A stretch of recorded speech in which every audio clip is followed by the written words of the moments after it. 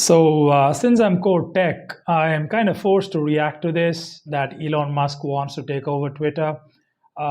He has made an offer of $43 billion and at a share price of $54.20 to buy out Twitter. And I love that because he's got the money. His current net worth is $264 billion, and this dilutes about 16% of that.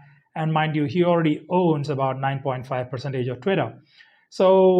With that said, is this my opinion on this thing is that this is probably the best thing that can happen to Twitter, because all the players who are there, like the CEO and the board and everybody, are kind of sitting on top of what looks like a gold mine, and they're also not really disrupting anything. These are kind of operators who are just happy to run things the way they are.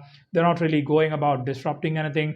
And for at least the last 10 years or so, I felt that Twitter's kind of I've always felt that Twitter is a half-baked product. At least for the last 10 years, I've felt that Twitter is a half-baked product. It was evolving into something great. It was started off as an alternative to text messaging, as a repositioning for text messaging, and it took off. The community was formed. The community grew, but Twitter's purpose did not grow alongside the community. It just simply stayed as that one-legged horse. And the founders of Twitter as well, they sort of they digressed. The one guy, Evan or something, he just went ahead and built his own long form content platform, which is Medium. And the other guy, Dorsey, he looks like a smart guy as well, but he also he looks more hardcore hardware. So he's sort of taken a more of he seems to have taken a more of a liking to his other creation, which is Square.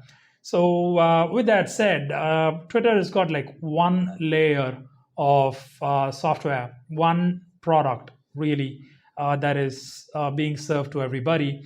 And that's all fine, but I feel like more can be done. I can think of at least 6 to 7 layers which can be explored. Elon Musk taking over Twitter is going to be probably the best thing that happens to Twitter, because one is there is an immense amount of potential that is lying there in Twitter. I am looking at some of the things that Elon Musk wants to execute in there. I don't think he's remotely close to understanding the actual true potential of what can be done in Twitter in terms of monetizing it. Maybe he'll add some layers of monetizing, which kind of bump up the valuation by, let's say, 20-30% or double the valuation from what he sort of takes it over. But I think there's value in Twitter. If its current value is for $43 billion, I think that there is value in Twitter for at least to become a $450 to $600 billion entity. So it's kind of there is a substantial amount of uncovered layers which can be sort of unearthed and built for the communities of Twitter. A couple of more thoughts on that would be that what Elon Musk claims that he wants to do for free speech. Yeah, no, that's not going to be possible. Twitter is not a free speech tool, but it's definitely going to be the best thing for Elon Musk to take over Twitter. It's going to be good for the world, because somebody has to mend Twitter. Somebody has to break the sort of proxy walls that have been built around what governs good content, or what constitutes as good content on Twitter. Twitter, for what it is right now, is a government, or is a sort of like a propaganda vehicle for the ruling class. That includes politicians, business class people. It's sort of like a propaganda vehicle for this ruling class around the world. And I'm okay with Twitter being the sort of town square kind of a thing, where everybody just goes about and arguing about pointless, meaningless ideas, or even meaningful ideas, but the conversations just never resolve into anything. I'm okay with that, because those are conversations that I would never personally get into, because either side is just not willing to comprehend what the other side is saying. So just a bit of a slugfest that happens on Twitter. So as long as that is there, there's always monetization potential as well in its own unique space. I don't like what the board is trying, how the board is trying to sort of counter Elon Musk, because they seem to, maybe these are guys who just identify their life's meaning and purpose with Twitter. And if you take sort of Twitter away from them, their lives will become pointless or meaningless. But they should just go ahead with Elon and play along with it if they really truly care about the product, because for what it is right now, it's just not going anywhere at all. The progress is just really, really, really slow, and Elon Musk can really do some good to that. Can it ever be a free speech tool? No, it can never be a free speech tool. It is Twitter is not a bottom is not a community driven idea. Twitter was not or is not structured from the ground up. Twitter is structured from the top down level. Sort of governments decide what is a good trend, what is a bad trend, and then they tell these sort of proxy monitoring teams or trend monitoring teams, manual teams, to deactivate trends or activate trends. So Twitter, for in its current format, so you can go about executing your or engaging in your idea of free speech, but you can easily get shadow banned. You will most likely get shadow banned if you criticize someone in power or so. And for what it is, it's just a pointless it's not going anywhere.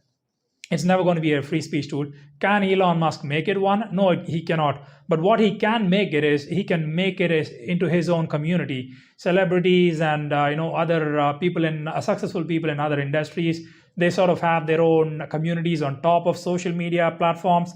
Elon Musk is going to convert Twitter into his own community. So that's his nature. He likes to travel in that fashion. He's also a minimalist, so you cannot really attribute that he is doing it for money. He just wants to execute some good ideas, good products.